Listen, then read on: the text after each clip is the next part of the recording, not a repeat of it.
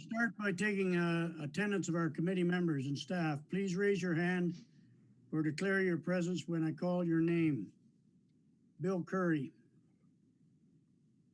Jacqueline Grimes. Present. Councillor Wendy Alford. Present. Bill Widmeyer. Present. Jack Anderson. Councillor Jay Brennan. Present. Senior Planner Carl Granke. Present. To review, committee members are asked to raise their hand when they wish to speak. We'll go to item 2 on the agenda. Approval of the agenda. I move. Bill, seconded by Jacqueline. All in favor?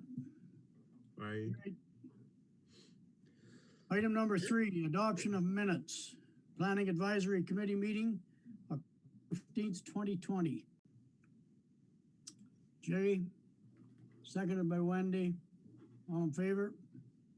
Carried. Item 4, disclosure of monetary interests. 5, public meeting, none. Item number 6, priority issues. We have 2. Number 1, site plan control application SP-20-11, 161 Beckwith Street North. And number 2 is a draft site plan control bylaw. I'll turn it over to you, Carl. Thank you, Mr. Chair. I'll start with the site plan, and I think this is the largest site plan this committee has reviewed since we've moved to the virtual setting. So unfortunately, we don't have the opportunity to have the nice big pieces of paper on a front table that we can all pore over. But this is a development I think that we're all pretty familiar with. This is for a 16-unit apartment building on Beckwith Street. So as you will recall, we approved the official plan and the zoning amendment application back earlier on in the summer. So now site plan is the next stage, and the developers are hoping to get started. So what we see here is the second draft of the site plan submission documents. It's already been through one review by staff. They've addressed some of the drainage, stormwater, and landscaping comments. So this is the next iteration. It's broadly consistent with what you all saw earlier on in the summer, but a few more details have been included. So at this particular stage, the second draft has been recirculated to staff, and we're looking for committee feedback if there's anything that you'd like to see or request clarity on. So just to summarize for those watching at home, the proposal is for 16 rental units over 3 lots that have been merged on Beckwith Street. That'll include 4 bachelor, 1 one-bedroom, 8 two-bedroom, and 3 three-bedroom units. And certainly I welcome the 3-bedroom units in particular, and create a different for families as well. Most of our rental stock is 1 and 2 bedrooms. They are providing the parking spaces on site that the zoning bylaw requires, as well as pedestrian pathways from the street to the building entrances. So at least the first level will have a little bit of a semblance of almost townhouse type of feel, with individual accesses to the ground floor areas. That enhances the pedestrian connectivity. So the 3-story building will feature a mansard roof for the 3rd floor with black steel roofing, applied red brick veneer. So at this point, white horizontal siding is proposed along the side and rear facades, and there will be balconies for the 2nd and 3rd floor. The proponents, unfortunately, we are going to need to lose that lovely sugar maple tree in the front of the property, but there's a couple of additional trees that are the black walnuts that are proposed to be retained along the rear property line, and they are proposing a number of additional shade trees at the back, at the side, and at the front. So the zoning bylaw does require a children's play yard for the R6 in the R6 zone. It doesn't give a whole lot of some locational prescriptive details. But I think certainly we can be flexible for how that's going to be accommodated in the 16 unit apartment. So I think in general, this is a good plan. It's basically what we saw and what council liked earlier on when we looked at the zoning. So but there's a few things that we'll be looking for as planning staff. Will be looking for clarification information on the garbage disposal, any screening from the street, details on the bench at the front, confirmation of the species being retained. I believe they're black walnuts, but we'll just look for their landscaping people to confirm that, and high-level details on the children's play area required by the zoning. And also the horizontal siding is proposed based on, as that's more similar to the siding, the appearance elsewhere in the neighborhood. But there's been some discussion about vertical as well. So certainly I'd be interested if the committee has a perspective on which you prefer.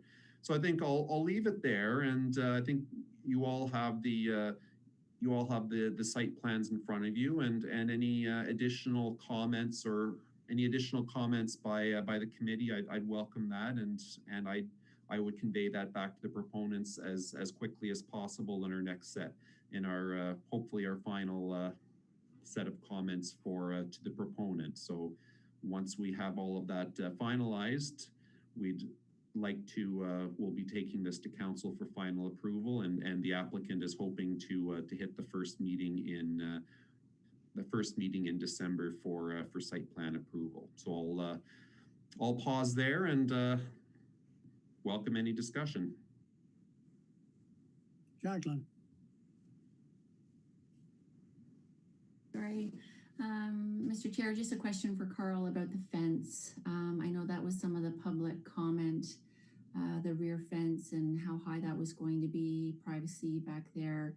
You did make reference to it in the report. So is that larger or smaller, or is it, where is that at? The fence It was across the rear of the property. and the sides as well. Yeah. So I'm just going into the site plan to verify if it's 1.8 meters or 2 meters. I think the report said 1.8. But the elevation between properties at the back and that property itself is higher. So the fence across the back will appear to be much higher than the rest of it because of the elevation.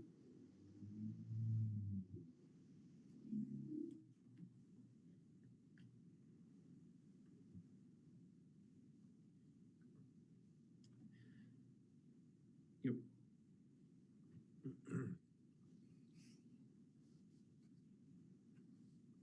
How many feet is 1.8 meters? 6 feet. 6 feet. That's a good height.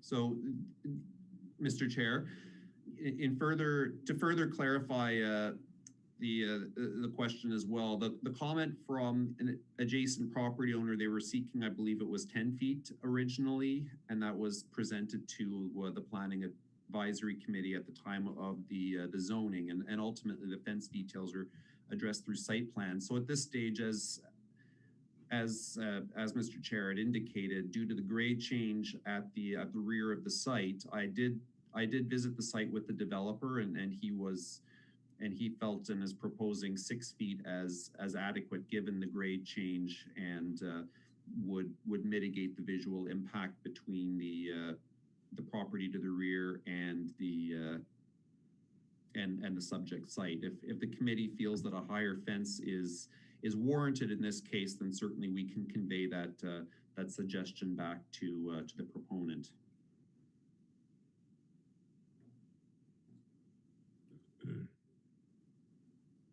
I think that 6 feet is adequate. Well, the grade change there is a couple of feet at least. Yes. So it's going to appear about 8 feet high. I think it's quite adequate anyways.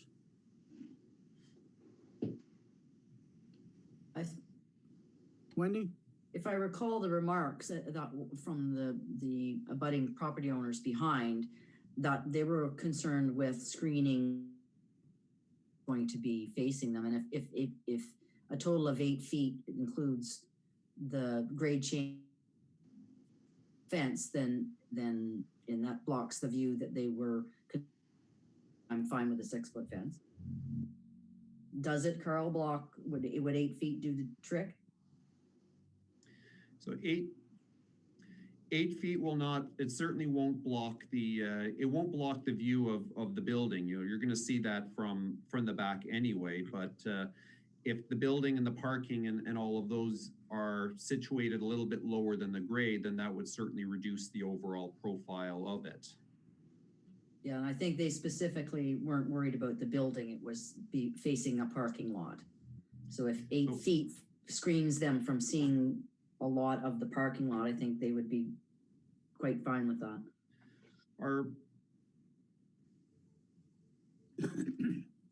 Carl? Mr. Chair, yes, our zoning bylaw does prescribe fence height details through in a number of our zones where, say, residential and commercial uses abut, just to mitigate that very impact, and 1.8 meters meets or exceeds the zoning standard that most of ours that we usually require around these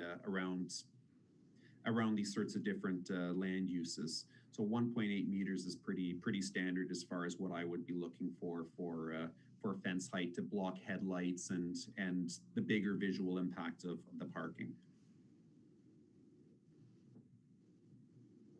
But it was a fair comment, and certainly I appreciate that being brought up by the abutting property owner. You were mentioning about the siding, Carl.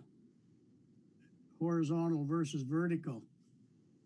On the back portion of my house, I put, like it was horizontal, but on the gable ends, I put it vertical, which gave it a totally different look, rather than being all horizontal right up to through the gable ends. Which I think, I don't know whether, I think this has a sloped roof on it.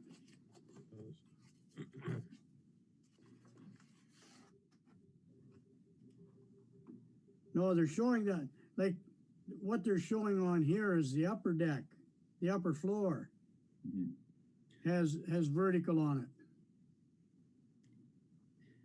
Yes. And horizontal on the first 2 floors.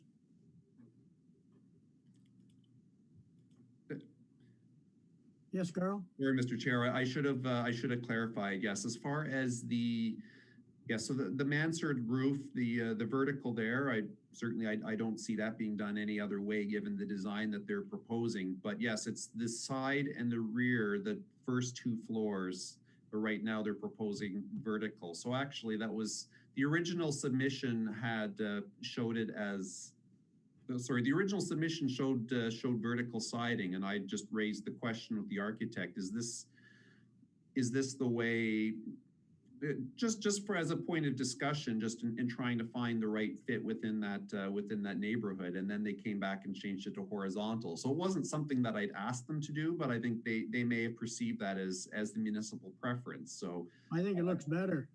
Horizontal? Yes. With the vertical on top. But if you look at the side view of the building, you got both. You got all 3. You got brick, horizontal, and vertical. So I like the way they've got it there anyways. Yeah. I do too, but I'm just throwing it out there for the committee's consideration since I wrestled with it a little bit too. No, Mr. Chair? Yes. I agree. I think with you, I think the way that the vertical is on the top part of the building and the horizontal, the brick just adds another element to it. So I think it's attractive the way that they have it drawn. Mr. Chair. Yes, Jacqueline. Yeah, I agree with everything. I think when you do vertical siding, depending on the quality, it can look really cheap. So if you're doing like a Maybach or a wood siding, doing vertical certainly can look very nice, but in a vinyl siding, I like the way they have it in the drawings. If you look at the front view of that building with the brick, and the horizontal or the vertical on there, the vertical enhances the brick, the horizontal wouldn't. Just on the look of it.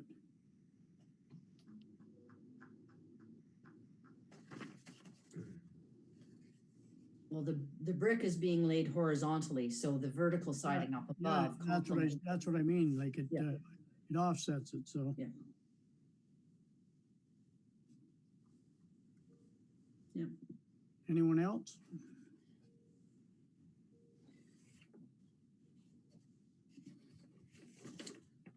Mr. Chair, Yes, not with regard to the siding, because I think we got consensus on that. But Carl, how many units will be identified as affordable units? And do we know like, are they picking one bachelor, one two-bedroom, like how? Do you know that detail? So, Mr. Chair? yes, Carl. So 2 units would be classified as affordable. That's based on the bonusing, the density bonusing we'd agreed to. I don't have an answer yet as to which of those 2 units are proposed as affordable. I can certainly reach out to the proponent and get that clarification and take that back to council as part of our report. Well, if my opinion would be if we, and again, it's my opinion, but if we could have not 2 identical the same, but provide some selection there, that would be optimal, I think. John, yeah, I agree with that. I think it should not just be 2 bachelors. It should be, you know, 1 2-bedroom or one bedroom. Well, one of the 3 bedrooms would be nice too, but it should be a mix for sure. Carl? I'd be happy to convey that and advise the applicant of the committee's position on that. I think that's a good point.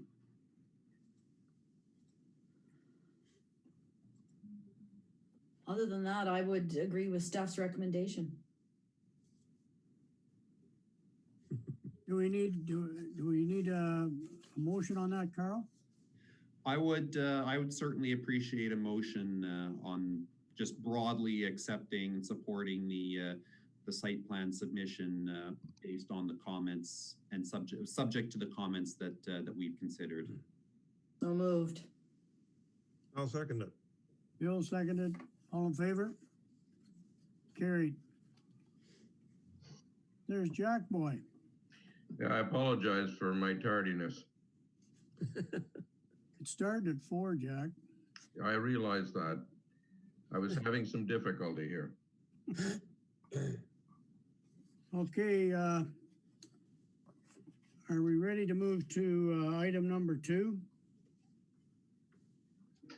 Draft site plan control bylaw. Carl?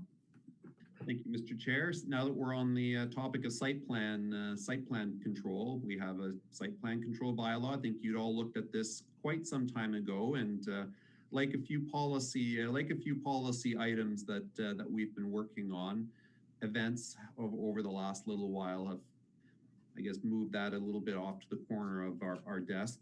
We'd also obtained a legal review of the original draft site plan agreement. So what we have, or site plan bylaw. So what we have attached is a revised draft of the site plan bylaw with track changes based on staff as well as our lawyers suggested changes. So I think there's a lot of sort of technical detail in there, but I think there's a couple of key points that certainly I'd be looking for the committee's direction on. So if you just give me a moment, I'm going to find the right document. So one of the things that we are proposing through this exercise is delegating authority to staff for minor site plan approvals, and that's something that a lot of municipalities have done. Major site plans still go through council. These are the items that are of broader municipal and public interest, but the minor site plans delegated to staff, which would which would sort of remove remove a bit of the process and timeline from them. So the key thing that we'd be looking for direction from this committee as well as council is what do we classify as minor, and what is it that we feel council still needs to have a look at. So at this point, we're suggesting that residential development containing fewer than 5 new dwelling units be delegated, as well as minor additions, temporary buildings or structures, and amendments to previous site plan approvals that meet the above above. So another thing, and I didn't get into this detail in the committee, is in the draft bylaw, is if we do delegate approval to minor site plans, does this committee still want to review those? So I don't think that's something that needs to be in the bylaw. That's more of an operational item that's between sort of that we can decide amongst ourselves and council if this committee still wants to review minor site plan applications, or just leave that entirely to the municipal, to the staff process.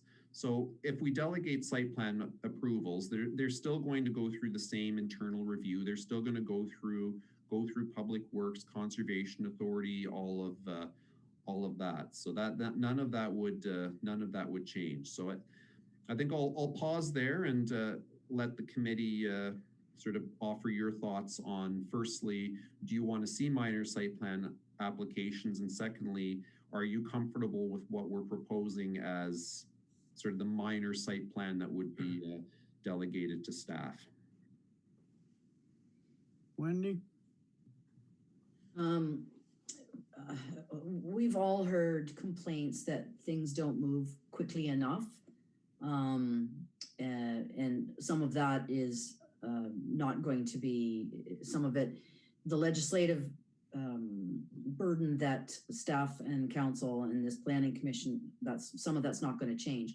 But I do think in cases of minor variances like this, I would not, unless somebody comes up with some reason why, I would not be opposed to delegating authority to staff on these minor ones. It moves things along more quickly. On minor variances? Or you thought- On minor site plan changes. I'm not using the right terminology. Sorry, sorry, Carl. Jay? Yeah, I agree with that. I mean, we want people to, you know, if we have to do every site plan now, it's got to come to a monthly meeting, and then it's got to, you know, go through the process. If we have staff do it, what I would be interested in knowing what they are, just as a matter of information, and to be, you know, to know what's going on and that sort of thing. But I have every confidence in staff to handle something that is smaller. If it's bigger, of course, like the one we just talked about, of course we want to talk about a 16-unit building. But for something minor, it's let's get it moving and, you know, get the build going. But yeah, I would like to hear what it is. Bill? I think that we have to have confidence in the judgment of the staff. They're professional people, and they've been hired specifically to do this task.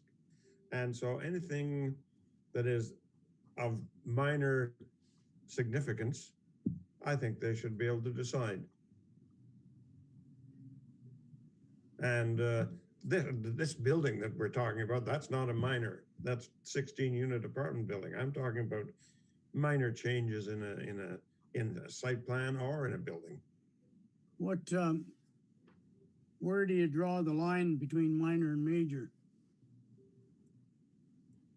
Well, that's a good question, because somebody has to draw that line. There's no question about that. But Carl had his hand up there. any Yes, Carl? suggestions? The draft site plan bylaw draws the line at 4. So 4 units or less would be considered minor. More than that would be considered major. And to speak to Councillor Brennan's point as well, certainly we can approval of is delegated to staff, certainly continue through either director's reports to committee of the whole or some other way, continue to just update council on what we're doing.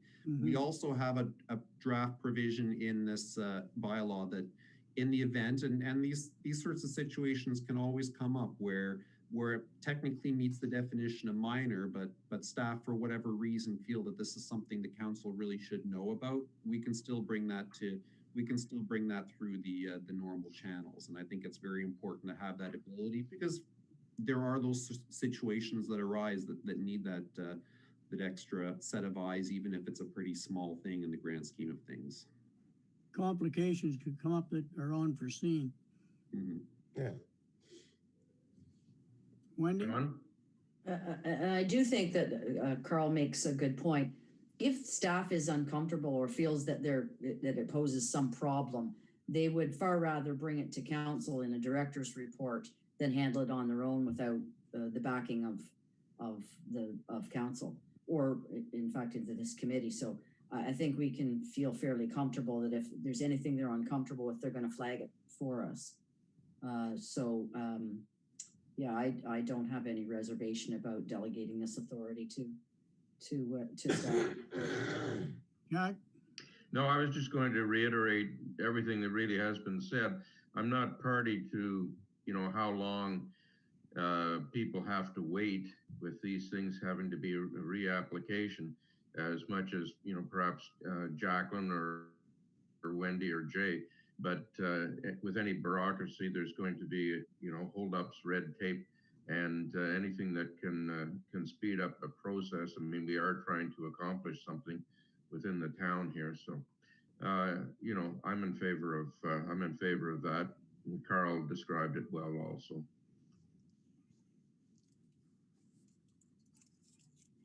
Carl, do you want to carry on then? Yes, no, I appreciate the feedback, and further to Councillor Alford, the odd time, certainly from our perspective as staff, we try to, once we take a package to council, it's hopefully something that's agreed to between us and them. So we're all on the same page, and we work very hard with proponents to find that consensus. But every once in a while, there's always that possibility we may not find that consensus, and ultimately that's the sort of circumstance we would bring to council to give us the direction. And I think it's a good conversation to have, because obviously we've seen a lot of site plans from Bellamy Farms cross our desk over the last little while, and certainly with future phases, then there will likely be a lot more site plans for townhomes that are all pretty similar. So those are the sorts of situations certainly where a delegated authority would speed up the process for things like that. But I think we would be looking for committee's direction is 4. Is that the right number, or does the committee want to see that higher or lower? Jay? How did you come up with 4? There isn't really a scientific rationale behind that. I think it's just sort of a broader understanding of sort of where the larger impacts start to be envisioned. Once we start exceeding 5 or 6, then there's a little bit more parking, a little bit more landscaping, a little bit more potential impact. So that's a line that we've proposed. And now that we're having this conversation, I'll also throw for the committee's consideration how we can maybe do 4, but if this is, say, a townhouse development, say, like again with like a Bellamy Farms or something, if it's a townhouse of 5 or 6, we consider that to be minor as well. But again, it's the question. The key question is for council is what do we feel is what is it that you feel you need to know about all of the time, and what is it that you feel comfortable sort of moving off into the sort of the behind the scenes track, I guess. Yes, Jacqueline? Just a question to Carl in regards to 4. So are we talking for residential, for commercial? What if it's a massive 4-unit commercial plaza? That's not necessarily minor then, in my opinion. Can you just clarify, Carl? Carl? Yes, that is for residential units. So as far as commercial units goes, I'm just going into the draft bylaw here. No new non-residential development resulting in an increase in the gross leasable floor area of a building that is less than 200 square meters, so roughly 2,000 square or 2,500 square feet, or a 20% increase. So if it's smaller than, so if it's an increase in, so with commercial and industrial, we don't go based on the number of units, we go based on the square footage. So if it's exceeds that square footage, then it would be considered a major site plan going through council. And again, that's a number that we're proposing sort of as a medium level impact. Wendy? Carl, I'm looking at the definition requirement for site plan approval and the classes of development excluded. And in that 4A, it says any residential development containing three dwelling units or less and structures accessory thereto, unless the following circumstances, blah, blah, blah. So is that what you're talking about and should be 4? Or Carl? that's just how I read that. The Carl? classes of development excluded for site plan control approval. So Carl? So developments, that's the trigger for site plan altogether. So if we have, say, a 3 or a 4 unit building, or we have something that's, say, along the Rideau Canal or adjacent to provincially significant wetland where there's additional considerations that apply, site plan would still apply, but the approval authority would be delegated to staff in those particular circumstances. So if somebody were to come to us, say, with a triplex, if this bylaw is passed as approved, then site plan would still kick in, but it would be delegated to staff. Okay, thank you. To me, like a 3, 4, 5 unit townhouse, they're all the same. But if you got a commercial unit like 3, 4, 5, square footage would determine whether it becomes minor or major. Just what Jacqueline said.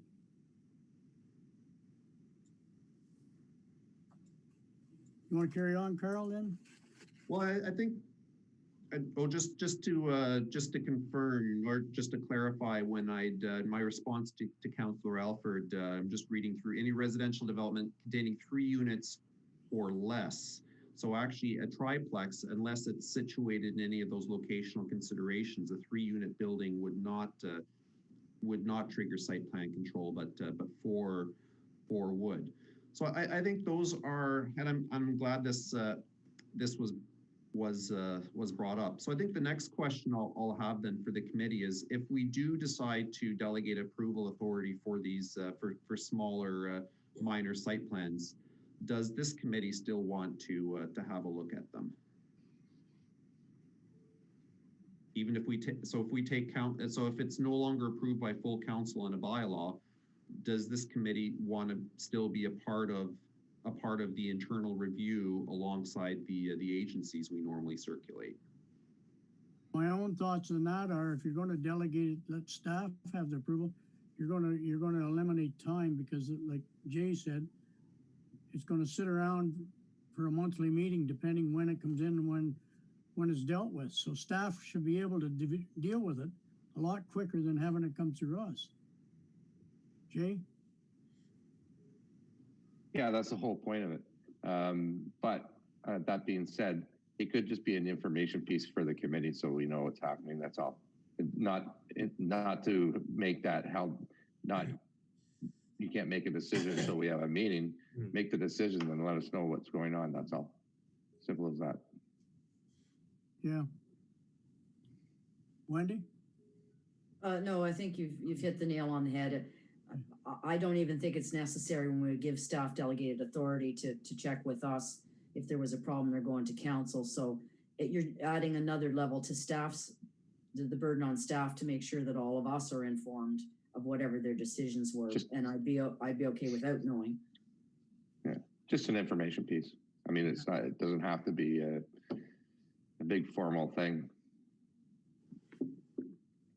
I know, but when you're staff, that you have to have something, some process. Mary's listening to us too, going, okay, well, where am I keeping that list to make sure that the PAC gets a copy of it? Simple as an email. Okay, Carl?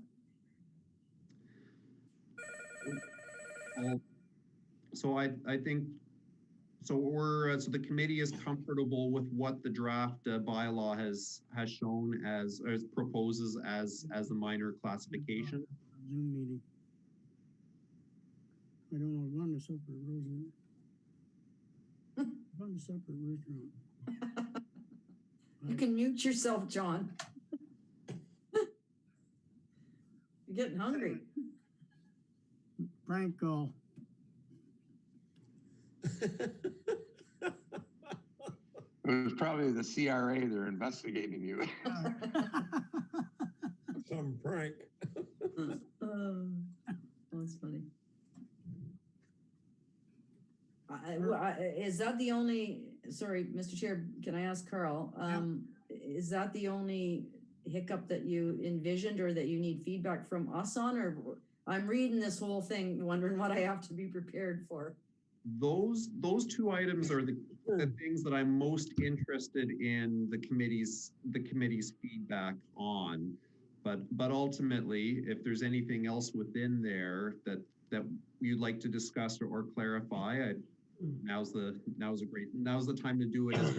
It's those particular items that I'm most interested in your feedback before I take this to council. Just in terms of my education, Mr. Chair. Yes. In some of your notes, the one I'm particularly looking at right now, KG 10, the definition of red line revision, that it leaves significant discretion to the clerk. Now, I know that you are a direct report to the clerk, but is that, the clerk is not a planner, so. In practice with the, Mr. Chair? Yes. In practice, the clerk relies on planning staff to advise her. So as based on her statutory role with the municipality, she is usually the signing authority for these sorts of things and can bind the municipality, but she relies on, like with any of the other staff who work in her department, she relies also on our advice. So Carrie and I would, normally this would cross her desk with my blessing. Jay? It must be a regulatory thing. Yeah, in the case of, I think, you correct me if I'm wrong, our senior planner is not classed as a director, right? So you, in other municipalities, they do have a directorship of planning. So does that have anything to do with it? Carl? Generally not. And same thing with the site plan agreements. Those are always, regardless of whether the planning position was a director's position or not, those are typically signed by the clerk and the mayor, as the clerk does have that signing authority for the municipality in that case. But I think there is these sorts of provisions in here. They're not really legislative provisions. There's no real right or wrong answer. Like I proposed clerk there as this is, as normally she does have that signing authority for the municipality, but we can probably say we could say senior planner or designate as well, but I feel that at least just this is more consistent operationally, as it's normally the clerk's office does sign most of these sorts of documents on behalf of the municipality. No, I was just curious because the planner has statutory duties as well. So I just wondered, the clerk doesn't really usually know much about planning. No, that's fine.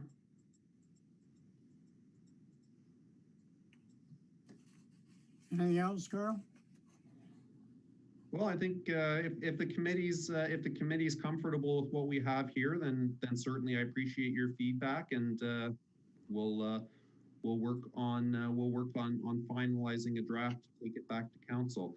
if you do have any follow-up or do want to sort of touch base on something that you've thought of since then, since this after this meeting, by all means, send me an email. Okay, Wendy?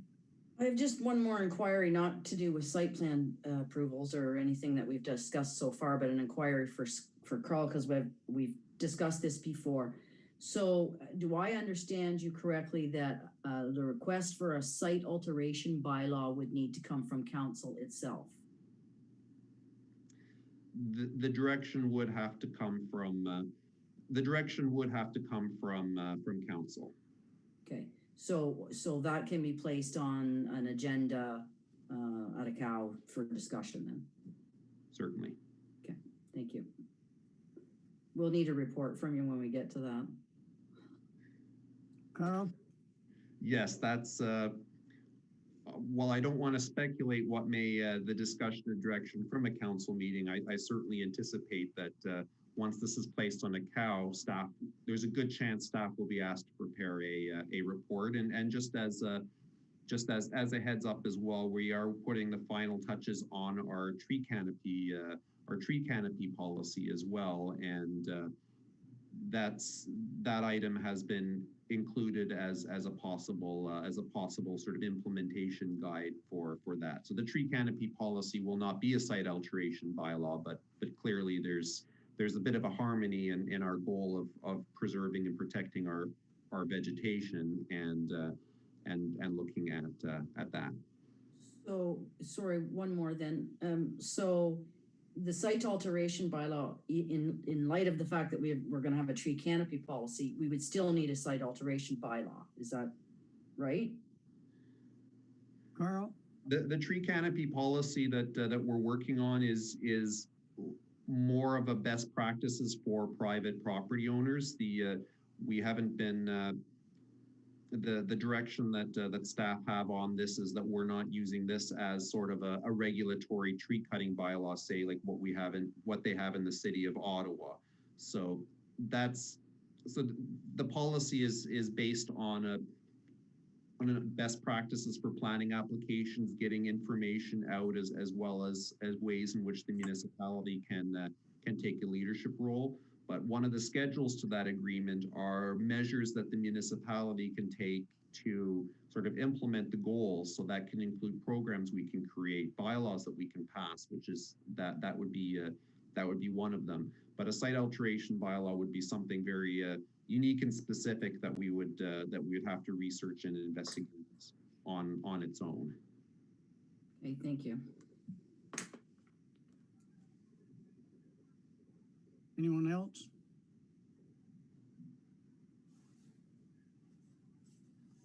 We'll carry on here. There's item 7, 8, and 9, or 7 and 8. We have no correspondence or no project updates. Our next meeting, Planning Advisory Committee meeting, December 10th, 2020. Carl. Mr. Chair, sorry to jump in there. Project updates. I will give a quick one on the Peen. So we had a significant public meeting for a major development at the corner of Elmsley and Thurber. So where that's at right now in the process is we're still working with the proponents on finalizing the terms of the bonusing. So at this point, we're waiting for their comments on our draft policy wording. So hopefully we can get once we get that wrapped up, then we can bring a report to council. But certainly from our end, we're trying to make sure we're on the same page before we bring that report and bylaw to council if council supports the application. Okay, Carl. Wendy? Is there any project, I see that Kevlar on Ferrara is cleaning off that lot. Is there any news of it? What the construction when it may start? So I don't know. I know they're looking through the chair. I know they're looking to get started obviously before freeze up. The site plan process is finalized. The site plan agreement has been registered. So from the planning perspective, we're I believe Mary has signed off on the building permit. I don't know if the building permit has actually been issued, but we expect that underway very shortly. Thank you.